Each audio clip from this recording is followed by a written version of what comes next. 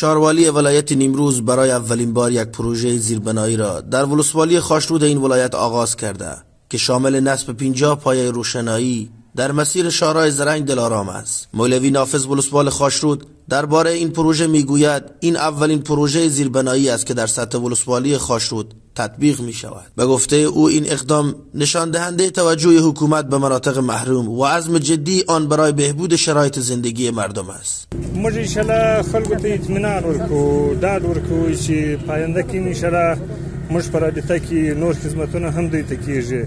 خدای کول ان شاء الله صبر او تحمل غواړي، په یو ورځ باندې نه کیږي.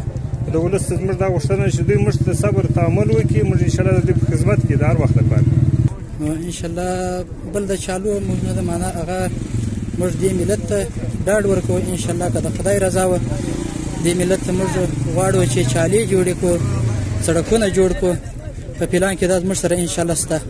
نصب پایه‌های روشنایی در مسیر شهرهای خاشرود دلارام به بهبود امنیت این مسیر کمک می کند. مسئول تطبیق کننده این پروژه می گوید این پروژه با استفاده از مواد با کیفیت مطابق با معیارهای روز طراحی و تطبیق می شود. پایه ها که به شکل استاندارد آن تقریبا 7 متر ارتفاع آن بوده و در حدود 2 متر بازوهای این پایه ها دیزاین شده که نور را انعکاس می دهد در سطح شهر و همچنان پایه ها تنها به حساب تنویر نمی باشد، در بخش زیبایی و تزیین شهر خاشرود نیز رول مهمی دارد.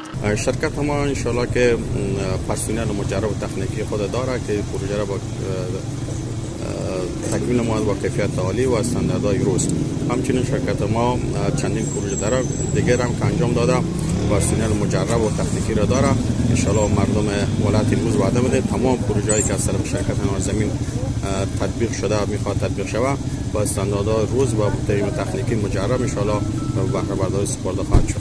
باشندگان محل در مورد این پروژه میگویند روشنایی مسیر خاشرود دلارام نه تنها امنیت را افزایش میدهد بلکه سهولت بیشتری برای رفت و آمد مردم فراهم میکند. از موږ په ولسوالۍ کې اولین د تنویر پروژه ده چې دا د ان شاء الله په عملي توګه سره افتتاح شوه او موږ خپل د مسؤلینو خصوصا د ولسوال صاحب، شهروال صاحب، د نور مسؤلینو څخه ډیره مننه کوو چې په دغه پروژه کې خپل ستړیاوې او ډېرې هلې ځلې مخته ویوړل او دا کار یې ان شاء الله که خدای کول دا د نن موږ چې دغه د حضور لرو دغه د برخې افتتاح کېږي، ښاري برخې افتتاح کېږي.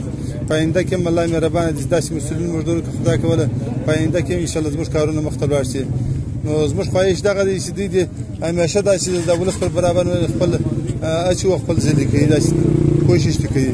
مسئولین شهروالی نیمروز ضمن قدردانی از استقبال مردم از آنان خواستند تا در روند اجرای پروژه های آینده همکاری کنند و در حفظ و نگهداری زیرساخت‌های جدید مشارکت داشته باشند. محمد عمری، رادیو حریت، ولایت نیمروز.